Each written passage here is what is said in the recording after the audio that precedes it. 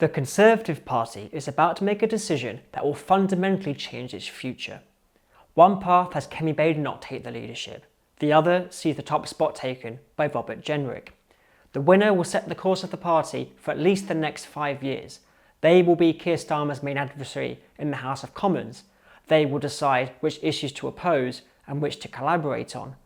But they will also set the tone for the party and try to build a brand that will win back votes in the next general election.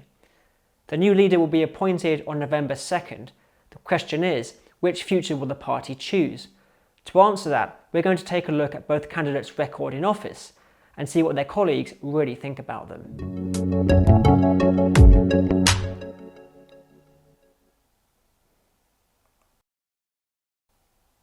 Kemi Badenoch held many leadership roles in the last government, but her most senior position was Secretary of State for the Department of Business and Trade.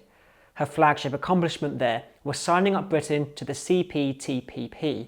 The Comprehensive and Progressive Agreement for Trans-Pacific Partnership is a trade bloc of Pacific nations. It's similar to the EU single market, but without the additional laws that come with membership of the European Union. Badenoch's deal was touted as a victory for global Britain, but in pure monetary terms, the CPTPP can't come close to filling the hole in Britain's trade post-Brexit.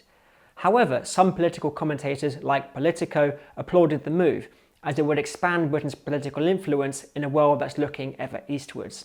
So perhaps it displays Badenoch's ability to plan long term. However, Kemi was no stranger to the spotlight during her time in office. She has not been shy sharing her opinions on social issues like racism and trans rights, which has won her some support but has been divisive. Kemi's peers have also occasionally expressed frustration in working with her day to day.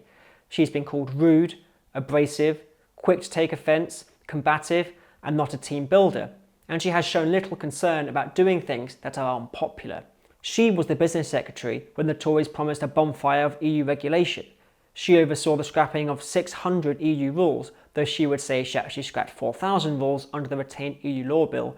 But either way, many laws remained in place, which exposed her to attack from the right of the party. Kemi has already run a race for the leadership in 2022 when Prime Minister Boris Johnson resigned. Clearly she was unsuccessful. In this leadership race, it's been noted that Badenoch has done far fewer media interviews than her rival, and she herself has acknowledged that she doesn't like speaking to journalists. I get very frustrated when you're trying to say something and it's being misrepresented even as you're saying it. This is an interesting modus for a party trying to win back the electorate. Robert Jenrick came into government in 2014, a loyal supporter of David Cameron who's widely seen as a moderate. Jenrick has held a handful of posts since he was elected, but his big break was as Secretary of State for Housing. His tenure started controversially though when he overruled a Labour council to grant planning permission to property developer and Tory donor Richard Desmond. It's a move that saved Desmond £45 million in tax.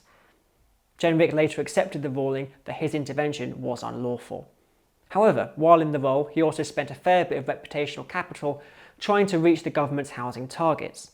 In 2020, 30 Tory MPs called him out on plans to build homes in rural constituencies, a move they described as concreting out, not levelling up. Clearly, Jenrick is also prepared to lose a bit of goodwill from the Tory base to achieve his objectives.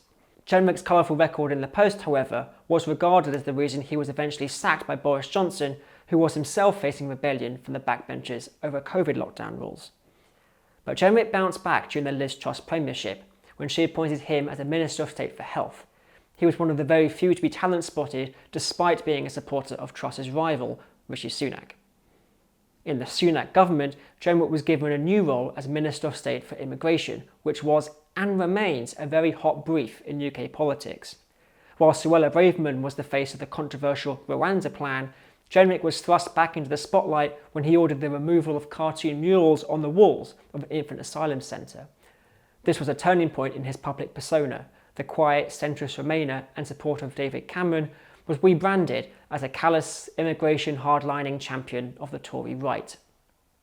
Jenrick's apparent change in values has been noticed by his critics. Former Parliament colleague Anna Soubry said, "He trims his sails to suit whichever political wind is blowing within the Conservative Party." Robert Jenrick's campaign has seen him make broad appeals to Conservative Party membership, who traditionally lean further to the right than the rest of the country. His flagship policy is to remove Britain from the European Court of Human Rights, which we will speak about more in a future video. But it's a gesture seen as an extension of the anti-EU movement. It has been suggested he could be flirting with the right to win votes, and then when the general election comes, he will return to the centre ground. It's the same accusation that the left of the Labour Party levy at Sir Keir Starmer. Kemi, in comparison, has largely refused to be drawn on making specific policy pledges.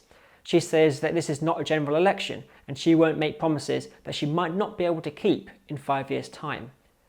Though she has said that she plans to have fun in opposition. So those are the two potential futures for the Tory party. Under Jenrick's leadership, the members are likely to hear a lot of what they want to hear, while also watching closely for any moves towards the centre. It could create a party with not so much identity crisis as an identity game of poker.